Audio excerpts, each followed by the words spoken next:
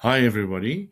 We are filming a little reading video today, and we are focusing on study methods, and it's for teenagers that are studying right now.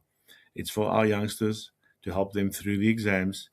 And my book is called The Student's Guide to the Galaxy. In fact, the successful student's guide to the galaxy in navigating the academic universe with confidence and purpose. And if you watch Superboy over here, he's not going to panic today. There's two full books in this unit. You can get it online with Amazon, or you can grab it from the website for a bargain. It's called Don't Panic and Back on Earth. So it's two complete ebooks that teaches you how to study. And if you have a teenager in your world that needs a bit of advice in terms of learning how to study, this is the ideal book for them. We talked about the previous chapters in other videos, and I'll link them in the description for you. But it really is about having that set of tools that you can rely on that gets you excited about studying again. If we look at the course that's also offered here, you just go to laurensbreitenbach.com, that's me, and the course is just /course, and it's a free course that takes you about an hour, and it basically you get to practice the different techniques that are taught in this book here. And it's a course that I'm expanding the whole time as I'm learning how to make videos and put everything up. But the Don't Panic series started from Douglas Adams, of course. If you're not sure and if you're not familiar with his work, he's the author of The Hitchhiker's Guide. Boys and girls, if you don't know, ask your dad or your mom, probably your dad, though. He will know who Douglas Adams is, and he will know about the Hitchhiker's Guide. But the Hitchhiker's Guide has a sign on it. It says, "Don't panic," in friendly letters. And that's where I got this from. But let's move to the study methods. And I want to just grab a quick look at the contents again, just to make sure that you see where we are.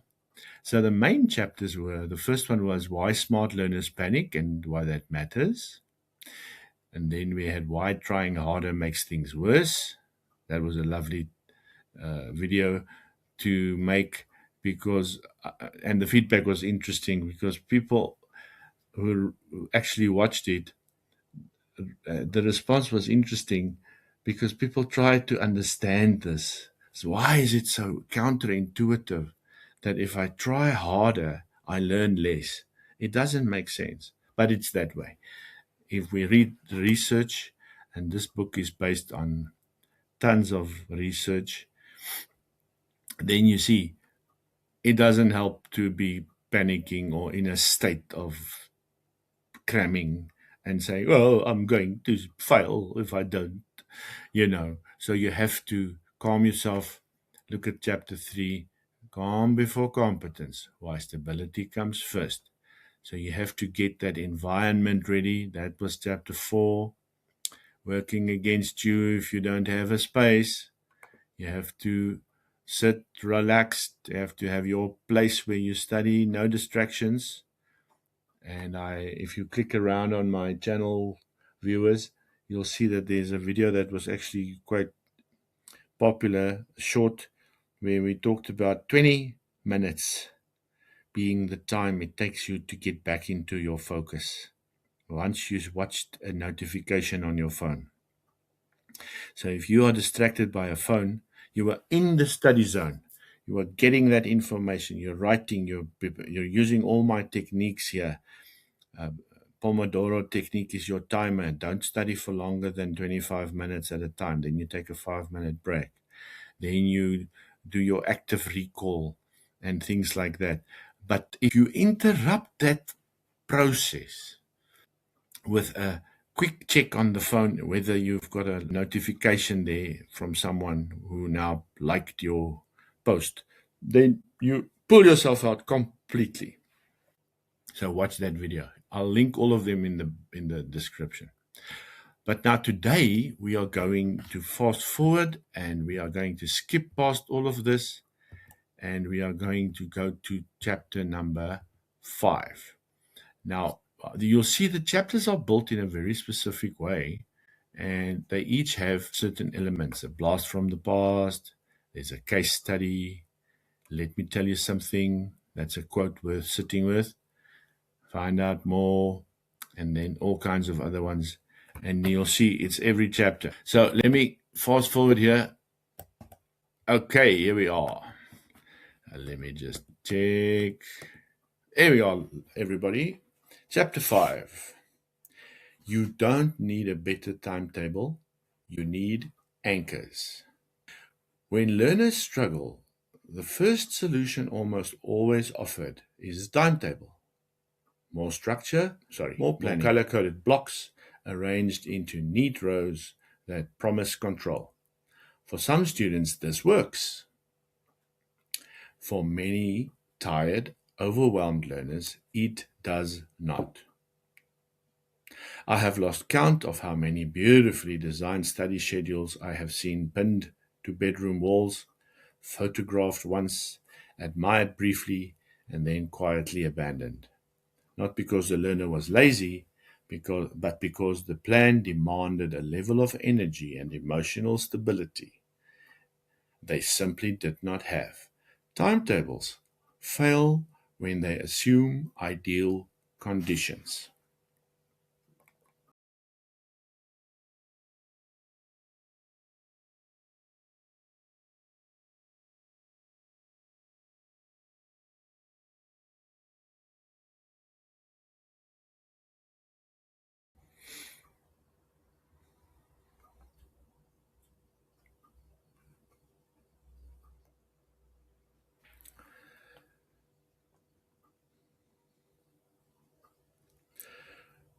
Right, so what's the problem with timetables? Now, before we talk about the problems, I'm going to very paradoxically quickly share with you one of the services that I offer, and it's a timetable program. And it's actually something I'm very passionate about and I'm very proud of because it's a little program that I built on Replit called clockmonster.com. So let's go visit the site quickly and let's see what it has to offer. And you will see that it's actually a very useful little website. Everything is free right now. And there we go. Our clock monster is very dangerous with its little clock on the stomach. And here he is. The whole idea was to create a program for your studies. It is not my point in this book to try and convince you that a program is a bad idea. It's a good idea. I studied with timetables. I studied with a program, but even if you don't stick to it 100%, it can be very useful. The point is not to spend more time creating an actual program than actually using it. So my my recommendation to you is to start off on my website here. We need to build a future, and I recently got a bit of a shock when I realized that our next generation that I'm teaching right now are already 2 generations behind me. You know, we are in the year 2026. So, my goal here is to help adults understand the next generation parents and to help this next generation to discover the confidence, the discipline, and the direction to become the people the future requires. We cannot waste our time. Boys and girls, you have to study. It's not just about study skills, it's about leadership, it's about resilience, it's about character, and it's about purpose. You have to find your purpose. No pressure. Okay. I know it's not easy. It's not easy out there, and it's not easy to make a choice. But start here, and then you click on the study program, and you'll see it includes a whole bunch of stuff, not just the clock monster. There's 100 different tips that Mr. Marty Finch over here is going to teach you. And then if you go into the actual ebook, you'll see there are 3 steps for you to get inside this program. One of them is a form that you fill in for me to join the mailing list. And then there's another step where we do a Google form. It takes you 2 minutes, maybe 1.5 minutes, but it's all free up to step 3. And you can then download. One of the downloads will be this little guy.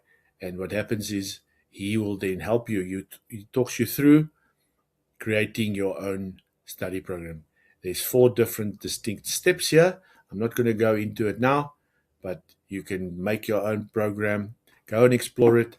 It's clockmonster.com, and you're going to have a lot of fun doing it. You can enter your subjects. You can decide what's important. And it's all for free right now. There are some upgrade packages available, but that's not what you need right now. You just need to get started. Okay, so back to the book. Let's read. The problem with perfect plans. Every decision you make costs mental energy. Psychologists call this decision fatigue, the exhaustion of choice making that accumulates throughout the day. When you are already overwhelmed, even small choices. What should I start with? How long should I work? Should take a break or not? Can feel insurmountable. The result is often delay, avoidance, guilt-driven overwork. A timetable, paradoxically, can increase this burden. Instead of removing decisions, it creates new ones. Am I on schedule? Should I skip this block? What happens if I fall behind the plan? And when the inevitable disruption arrives, an unexpected task, an emotional afternoon, maybe there's a day when the brain just won't cooperate. We all have those. The whole structure collapses and guilt fills the void. So be prepared. Parents, teachers, learners, let us use the program productively. Let's talk about what really works. The perfect plan that never happens. This is the problem. A learner spends Sunday evening creating a beautiful study timetable. By Tuesday, it's already broken. Guilt sets in, followed by avoidance. The timetable becomes evidence of failure rather than a tool for progress. This is what we don't want. What anchors are. An anchor is not a detailed plan. It is a fixed point in your day that removes uncertainty. Anchors tell your brain, this is where we begin, without asking to negotiate. An anchor might be, one of 4 things. A consistent start time after a regular daily event. In other words, you say after supper or after sport practice. This is time event. Second, a familiar place where studying always happens. Very important. Read chapter 4 again. Must have one place where you study, right? A short, consistent ritual that signals the beginning of work. What am I talking about? Well, you have a cup of tea, you clear the desk, you take a few breaths, and you say, here we go, study time. And fourthly, a clear stopping point. Isn't that interesting? Peg down when you're going to stop. A clear stopping point that signals the end of the work for the day. And that is something that will give you the kick of saying, I have completed my task. I have studied, I have done my bit, and I'm proud of it, and now I can go rest. And hopefully your phone is with your mom, And you can go to bed, boys and girls. Yeah, don't let me get started. Eh? Right, now, how do they work? Anchors work because they simplify the question. Instead of asking, what should I do now? The brain only has to answer, am I at the right place at the right time? Once it is settled, work can begin. Isn't that cool? I think it's very. So let's see. Here's a story for you. I once worked with a learner who spent more time adjusting his timetable than actually studying. Each afternoon, he would sit down, stare at the plan, feel behind, and then give up. When he removed the timetable entirely and replaced it with just one fixed start time and one fixed place, his resistance dropped almost immediately. He didn't suddenly become organized, he became less overwhelmed. That's the point. Anchors don't solve everything, they remove the friction that was preventing him from starting. Now, viewers, I cannot confirm or deny that this learner was me. I was told by my lawyer to deny and not confirm or do anything in terms of being the person that I'm writing about here. How few anchors you actually need. This is very interesting to me. Let's read. Most learners need surprisingly few anchors to regain a sense of control. I've got 5 here. Start anchor, place anchor, ritual anchor, stop anchor, recovery anchor. Let's see what it's all about. Here's your examples. Start anchor. I study at the same desk 30 minutes after supper every school night. Doesn't that sound doable? I think it does. Place anchor. This chair, this desk, that's the signal. Everywhere else is not studying, right? You're not going to study in front of the TV. You're not going to lie on the bed, page through the textbook. It's not studying. You sit at the desk, you've got a pen in your hand, right? We've talked about this. I clear my phone, I make a drink, open my notebook, and then I begin. Very doable. The phone is in the other room, it's on silent, and then look, here's your stop anchor. I stop at 9 p.m., no exceptions. What's done is done. Recovery anchor. If I miss a session, I don't try to catch up. I just show up tomorrow. That is so cool because now you don't have the guilt of, oh, I didn't study last night. I'm going to have to go to the academic hell because of my sins. No, we are carrying on. You're going forward. I love this. Let's see how it protects you against burnout. Because this was also a surprise to me. I'm going to read for you. One of the biggest fears learners have when they hear this is that working without a detailed schedule will lead to chaos.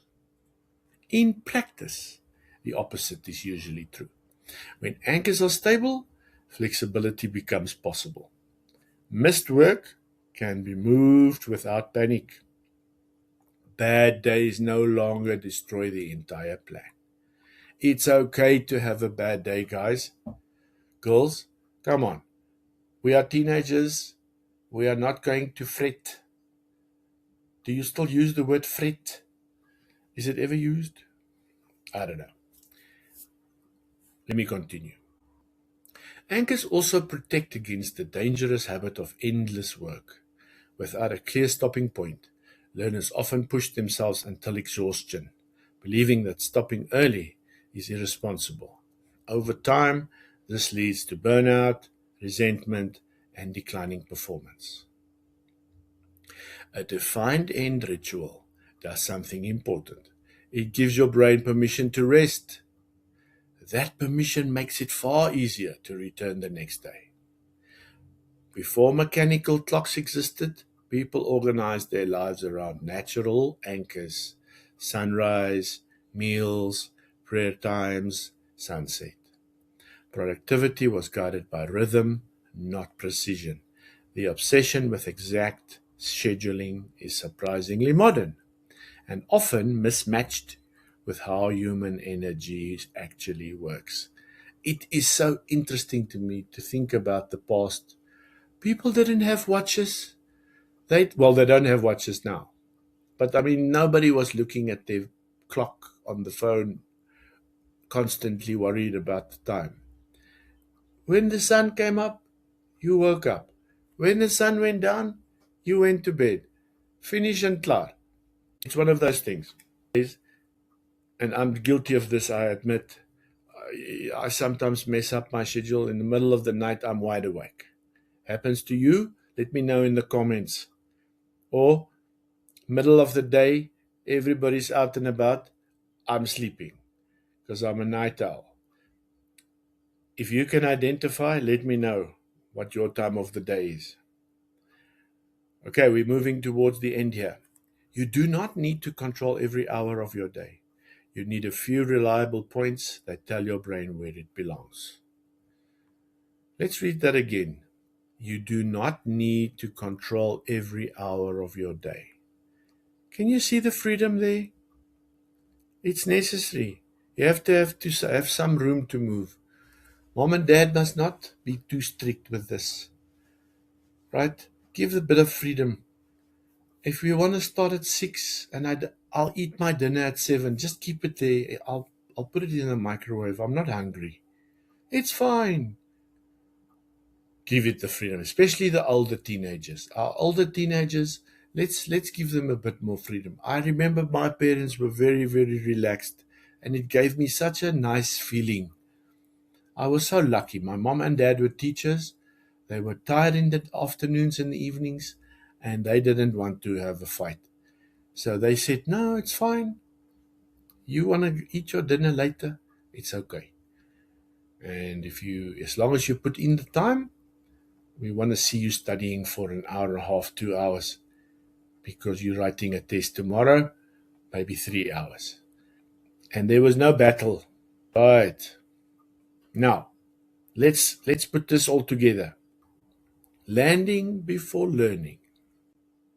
Timetables fail because they assume ideal conditions that overwhelm learners rarely have. Timetables fail because they assume ideal conditions that overwhelmed learners rarely have. Decision fatigue makes even small choices feel overwhelming when energy is depleted. Decision fatigue makes even small choices feel overwhelming when energy is depleted. An anchor is fixed, reliable point, not a detailed. An anchor is a fixed, reliable point, not a detailed schedule. Most learners need only 3 to 5 anchors to restore a functional sense of daily rhythm. Most learners need only 3 to 5 anchors to restore a functional sense of daily rhythm. A clear stopping anchor is as important as a starting one. Rest must be protected. A clear stopping anchor is as important as a starting one. Rest must be protected. When anchors are stable, flexibility becomes possible. Bad days don't collapse the system. When anchors are stable, flexibility becomes possible. Bad days don't collapse the system. I'm interrupting that reading by showing you how quickly you can make your own program. Okay, there we go. It's still writing it. I just gave it a very simple instruction, and it's making and working on it feverishly. Let me scroll up and show you. I said, can you create a study program template that is very simple and downloadable, that's neatly printed and in ebook format, something that exists already, something that's based on a recipe that works, something that's well known and easily downloadable, and that we don't have to create from scratch. Something that will work for a high school student. It must be for the week with your daily time slots. I meant to say with your daily time slots. Something that I can throw together with you in a minute or two to download for my clients. So very excitedly, ChatGPT, of course, went and said, yes, this is exactly the kind of thing we can turn into a simple client-ready PDF. It's always so excited and positive. I'll base it on a proven recipe. Okay, I mustn't do the voice. Sorry, guys.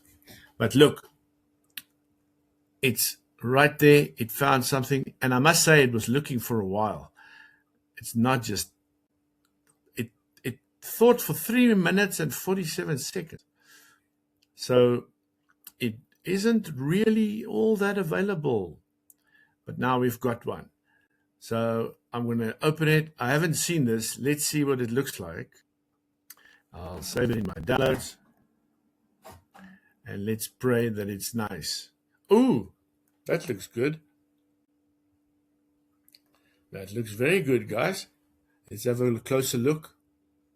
The Weekly Study Anchor Planner. Now, the thing is, what made it think is I said, I'm going to give you a challenge in the chat just before that description, because I was asking it about all those anchors that we were reading about. And I thought, how do we combine them? Because you want to have a program. You don't want to just do random lines of anchors. So here we are. There's a bit of a discussion. It tells you the 5-step recipe.